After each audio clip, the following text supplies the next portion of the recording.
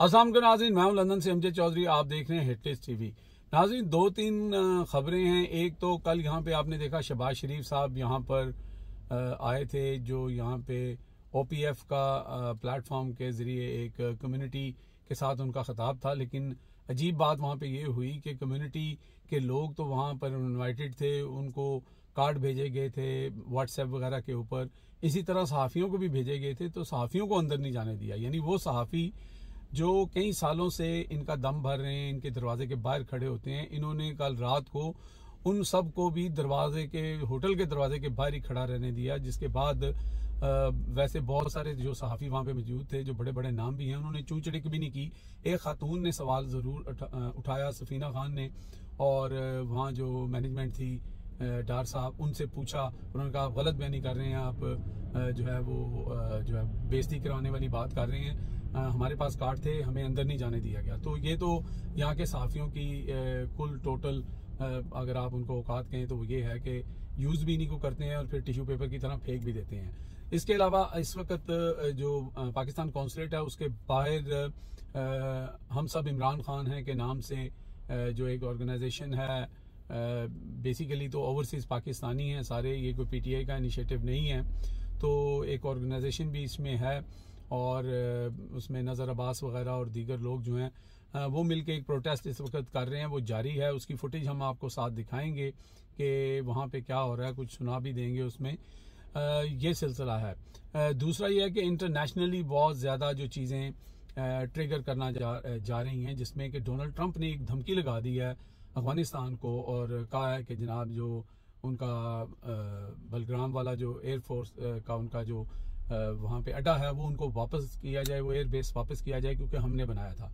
उसके ऊपर तालिबान ने भी उनको आगे से जो जवाब दिया है, थोड़ा डिप्लोमेटिक जवाब भी है, जो कि अच्छी बात है कि डिप्लोमेटिकली चीज़ें हल होनी चाहिए। लेकिन साथ उन्होंने ये इंदिया भी दे दिया कि भाई पहले 20 साल अगर हम लड़ते रहे थे तो लड़ अब भी लेंगे। तो ये सूरत हाल जो है वो अचानक से जो है वो डोनाल्ड ट्रंप को ये एयरबेस क्यों याद आ रहा है, कुछ थोड़ी इसके ऊपर बात करेंगे। क्योंकि ये सब कुछ हुआ है पाकिस्तान का जो सऊदी अरेबिया के साथ जो ट्रीटी साइन हुआ है, जो उनके दिफाई एक मुआहदा हुआ है, उसके बाद ये सारा कुछ एकदम से हो रहा है। और इसके पीछे क्या चीज़ें कार फरमा हो सकती हैं, और चूंकि आपको डॉट कनेक्टिंग करनी पड़ेगी और ये एक माहौल बनाने की कोशिश की जा रही है। और वो माहौल क्या है, मोस्ट लाइकली और पॉसिबिलिटी के हवाले से जो हमारा तज्जिया है वो तज्जिया ही आपको बताएंगे, कोई खबर नहीं है। तो सबसे पहले इसी चीज़ पे बात कर लेते हैं कि इधर जो है वो सऊदी अरेबिया के साथ पाकिस्तान का एक मुआहदा होता है, और उस मुआहदे के ऊपर जैसे पहले भी हम बात कर चुके हैं कि लोग कहते हैं कि जी आप उस मुआहदे के ऊपर क्यों इस तरह की बात कर रहे हैं। भाई हम तो कहते हैं कि मुआहदा ये जो है इसमें कोई किसी किस्म की कोई हमें परेशानी या कोई हमें इस तरह का ऑब्जेक्शन नहीं है, क्योंकि जहां अगर बात सऊदी अरेबिया के अंदर हमारे जो मजहबी मकामात हैं उनकी हिफाजत की है, तो सब पाकिस्तानियों की यही सोच है कि उनके वो दिलो जान से इसके साथ हैं और अपनी जानो माल भी कुर्बान करने के लिए इसके ऊपर तैयार हैं। लेकिन साथ साथ जो फिर उसके साथ फड़े जिसे हम कहते हैं कि ज़रा बना चढ़ा के स्टोरी बना के चीज़ें करना कि जनाब जैसे राना सनाउल्लाह साहब ने कहा कि जनाब किसी भी इस्लामी मुल्क के अंदर कुछ भी होगा तो ये एक वर्ल्ड पावर फोर्स जो है वो बन गई है और हम लोग वहाँ पे जाके आवाज़ उठाएंगे। तो अल्लाह करे कि ये जो जुल्म इस वक्त गाज़ा के अंदर हो रहा है उसके ऊपर भी आवाज़ उठाई जाए। वहाँ तो झंडा नहीं उठाने दिया जाता, ये पहले भी बात कर चुके हैं। लेकिन सूरत हाल इस वक्त ये है कि ये अचानक से डोनाल्ड ट्रंप ने ये बड़कें लगाना क्यों शुरू कर दी हैं और क्या वजह है। क्या डोनाल्ड ट्रंप ने कहा तो ये है कि बज़ाहिर ये नज़र आ रहा है जो उनका मीडिया या जो ट्वीट्स वगैरह आ रही हैं कि जनाब कि चाइना को कंटेन करने के लिए उनको वहाँ पे ये जगह चाहिए। लेकिन बहुत सारे खदशात जो हैं वो दूसरी तरफ भी हैं, यानी कि ये चाइना की बजाय ईरान को जो है वो काबू करने के लिए, क्योंकि ओबियसली पहले भी जब अमेरिका वहाँ से उड़ा था तो कितने घंटे लग गए थे और फिर उन्होंने वहाँ पे जो उनके न्यूक्लियर साइट के ऊपर बम फेंके थे। इसी तरह इसराइल को जो नाको चने चुभवाए हैं ईरान ने, तो अब ये खतरा तो ईरान एक बहुत बड़ा बन के सामने आ गया है। तो अब ये सवाल पैदा होता है कि क्या ईरान को कंटेन करने के लिए, ईरान को काबू करने के लिए या ईरान के ऊपर फ्यूचर में कोई हमला करने की सोच से उनको ये जो एयरबेस है वो चाहिए। बहरहाल आप अफगानियों को जानते हैं कि उन्होंने पहले भी 20 साल किस तरह अपने हकूक और अपनी डिग्निटी की जंग लड़ी, वो आगे भी लड़ेंगे। लेकिन ये भी पता है सबको कि अमेरिका ऑन बूट्स तो कभी भी नहीं अब आएगा। तो फिर क्या वो किसकी तरफ देख रहा है? आप मेरा इशारा समझ गए होंगे। क्या हमारा जो मुल्क है वो एक दफ़ा फिर इस्तेमाल होगा चंद डॉलरों की खातर? ये एक सवाल है। और जहाँ तक सऊदी अरेबिया के साथ है, तो सऊदी अरेबिया से भी जिस तरह की वेव्स आ रही हैं, जिस तरह की बातें हो रही हैं, जिस तरह के यहाँ पे कुछ कालम निगार बड़े बड़े नाम हैं उनके, और वो लिख रहे हैं कि जनाब 124 अरब डॉलर जो पाकिस्तान का कर्जा है वो चुटकी बजाते उतर जाएगा या उतर सकता है। यानी हमारी नजरें उधर भी डॉलर्स के ऊपर हैं। चलें देखते हैं ये घोड़ा ये मैदान। फिलहाल जो सारी सूरत हाल सामने नजर आ रही है कि ये कहीं ना कहीं, यानी ये भी कहा जा रहा है कि शायद पाकिस्तान जो है वो जो टारगेट उसका होना चाहिए, जिससे डर है जो इस वक्त मिडिल ईस्टर्न कंट्रीज हैं और जिस तरह कतर में हुआ, उनके ऊपर कोई हमला करेगा तो मुझे तो खासतौर पे ये दूर दूर तक ये चीज़ होती हुई नजर नहीं आती है। और वैसे भी अगर ऐसा कोई सिनेरियो बनता भी है तो हम हमला करेंगे कहाँ से, किधर से हमारे मजाइल जाएंगे। और ये जो ट्रीटी की बात हो रही है कि जनाब उसमें सब कुछ शामिल है, हमारा न्यूक्लियर का भी जो निज़ाम है वो भी दफाई निज़ाम जो है वो उसका भी बीच में ही शमूलियत है कि अगर कोई दूसरी तरफ से अगर ऐसा हमला होता है न्यूक्लियर तो पाकिस्तान उसका जवाब देगा। तो ये बहुत सारे सवाल और बहुत सारी चीज़ें जो हैं वो जवाब तलब हैं। लेकिन इस वक्त बज़ाहिर ये लग रहा है कि ईरान के ऊपर टारगेट जो है वो किसी न किसी तरीके से, पाकिस्तान का मैं नहीं कह रहा, पाकिस्तान शायद ये अफोर्ड भी नहीं कर सकता, अफगानिस्तान भी ये अफोर्ड नहीं करेगा, चाइना जो है वो ओबियसली पहले ही कंसर्न होगा।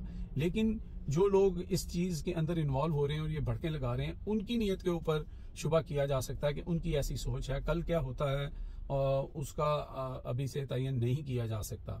और दूसरी कुछ इस तरह की भी जो है वो ट्वीट्स और इस तरह की चीज़ें सामने आ रही हैं।